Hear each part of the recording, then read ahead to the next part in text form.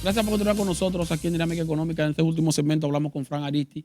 Fran Aristi nos hablaba de un caso que está llevando... ¿Qué ocurrió en Yesé? De la tragedia del Yesé. La señora falleció, dejó un cónyuge y 2 hijos. Exacto. ¿Qué resulta? Ella devengaba un salario de 210,000 pesos mensuales. Cuando el cónyuge va a la AFP a solicita la pensión de sobrevivencia, resulta que el empleador no la tenía cotizando para el Sistema Dominicano de Seguridad Social. No estaba pagando la cotización. No. Cuando ocurrió el accidente, ni siquiera ella estaba cotizando, no estaba registrada en la tesorería. Ella estuvo cotizando durante un tiempo, pero no sabemos por qué motivo la sacó de la tesorería de la Seguridad Social. Sin embargo, le seguían descontando el monto correspondiente, que son más o menos un 2.9% de su salario. Bueno, para el Seguro Familiar de Salud es 3.04. Sí, pero para pensiones 2.87. 2.87. Lo que digo es que su empleador sí le seguía descontando ese monto. Correctamente. Por lo tanto, ella asumía que estaba cotizando. Exacto. Bueno, el cónyuge solicitó la pensión y se la negaron naturalmente porque no estaba al día el empleador en el pago de las cotizaciones de la Seguridad Social. Es muy lamentable. Tú sabes que cuando un trabajador fallece, a la familia le corresponde lo que se llama la asistencia económica, que establece el Código de Trabajo, el artículo 82, que es 15 días de salario por cada año de servicio prestado. Como si fuera una cesantía, pero en un monto más pequeño. Más pequeño, correctamente. 15 días de salario por cada año de servicio prestado. Sí. Que también le tiene que aportar el empleador. El empleador, exactamente. Pero ya tú sabes, en este caso, el empleador establece la Ley de Seguridad Social y los artículos 52 y 728 del Código de Trabajo, que el empleador es el responsable de reparar los daños y perjuicios. Inclusive, dice, el empleador es el responsable de pagar la pensión, cuando por culpa del empleador le niegue la pensión a Seguridad Social. Y entonces, ¿qué ha de pasar en este caso? O una demanda en reparación. Porque la demanda de reparación es al empleador. Al empleador. Porque en este caso el sistema de seguridad social no tiene la culpa de que no le hayan estado reportando la cotización. Correctamente. Es una demanda contra el empleador para reclamar la asistencia económica y reparación de daños y perjuicios por la no inscripción en el Sistema Dominicano de Seguridad Social. Sí. Ahora también hay otro asunto. Que bueno que usted mencionó la tragedia del Yesé, porque en la tragedia del Yesé ocurrió muchos casos donde habían parejas.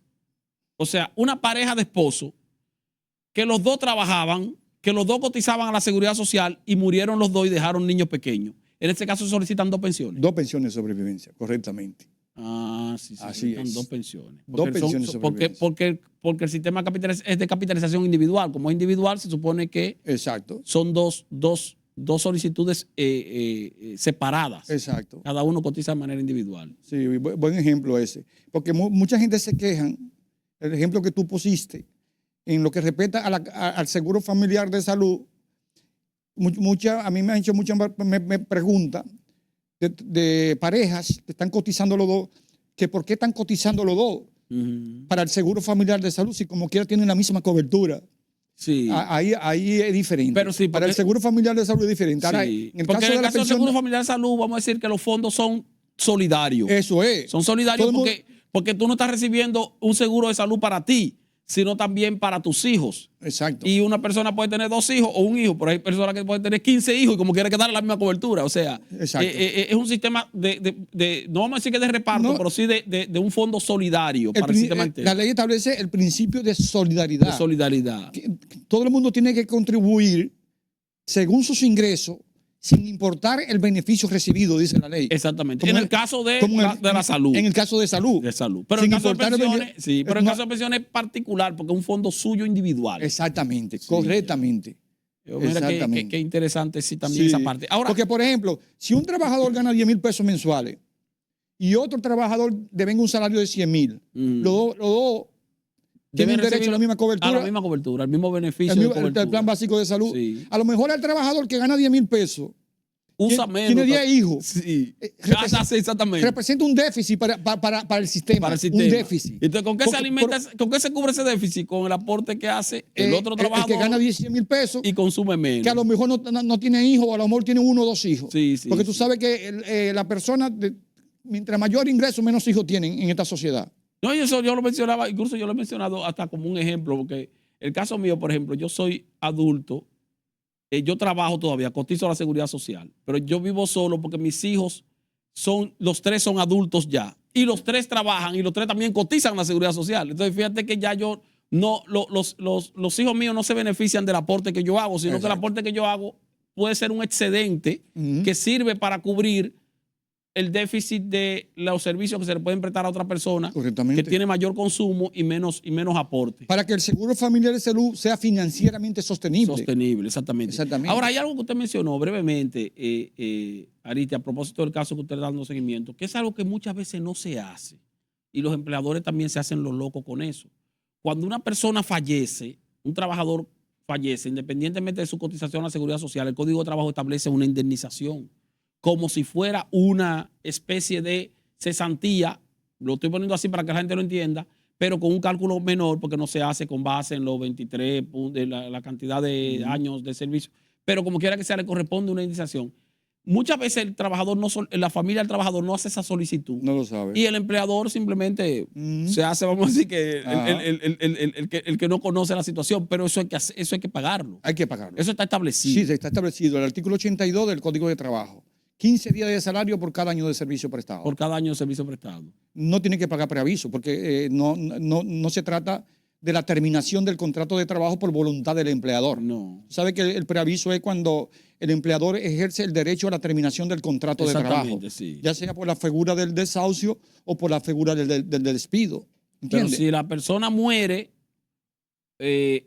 entonces sí le corresponde esa asistencia económica. Esa asistencia económica, y esa asistencia económica está vigente en el Código de Trabajo. Yo no sé, ojalá que no la hayan cambiado en el proyecto de modificación, porque fíjate que los empresarios están hablando mucho de la necesidad de modificar el derecho de cesantía y no se ha tocado esa parte. Que sabrá Dios, ojalá que no la hayan movido, pero que es algo que no perjudica tanto a los empleadores. Primero porque, bueno, los trabajadores no se viven muriendo cada rato, sino también porque los trabajadores generalmente, o la familia de los trabajadores generalmente no hacen esa solicitud porque no conocen esa parte del Código de Trabajo que le ofrece ese beneficio. Que eso independientemente de la cotización a la seguridad social, independientemente de la solicitud de pensiones, eso es un pago que se le debe otorgar al trabajador si muere y está trabajando en una empresa, ya sea formal o informal, porque si es informal puede hacerlo a través del Ministerio de Trabajo. Claro, naturalmente. Todo trabajador que trabaja en relación de dependencia tiene derecho al pago de la asistencia económica si fallece. Si fallece. Que es lo mismo que el derecho a cesantía, que aquí se habla mucho, los empresarios muchas veces dicen que si se modifica la cesantía, eso va a contribuir con reducir la informalidad. Pero yo siempre les digo a la gente que aunque usted trabaje en una empresa en informalidad, su empleador como quiera tiene que darle el derecho a cesantía independientemente de que sea formal o no sea formal. Porque el derecho existe. Es que si el trabajador trabaja para una empresa, ya sea una pequeña empresa, una microempresa, y hay subordinación, se aplica la subordinación del trabajador frente al empleador. Hay una relación laboral, ¿entiendes? Hay un contrato de trabajo. Siempre que esté presente la subordinación. O sea, que hay un jefe. Usted es el dueño de la empresa, usted es el jefe, usted tiene un empleado. Exactamente. No son socios. ¿no? Exactamente. Sí, entonces quiere decir que ese empleado tiene los mismos derechos en cuanto a lo que tiene que ver con derecho de cesantía que si fuera tal vez un empleado formal. Correctamente. Es que es un empleado formal. Aunque sea de una microempresa, si trabaja para una micro, es un empleado formal. Si cumple un horario de trabajo, si está sujeto al principio de la subordinación, ya hay un contrato de trabajo. Y ese trabajador tiene los mismos derechos que un trabajador que trabaje en una gran empresa, en la Cervecería Nacional Dominicana. Si tiene derecho al pago de la cesantía, tiene derecho al pago del preaviso y a los derechos adquiridos si el trabajador ejerce, si el empleador ejerce el desahucio o ejerce un despido injustificado. Porque tú sabes que hay 3 formas de terminación del contrato de trabajo. Está el desahucio, está el despido y está la dimisión. Sí. La dimisión es cuando el trabajador ejerce el derecho a terminar el contrato de trabajo por una justa causa. En ese caso, si el trabajador prueba la justa causa Le de la corresponde la dimisión, cesantía. le corresponde la cesantía y le corresponde el preaviso y el pago de los derechos adquiridos.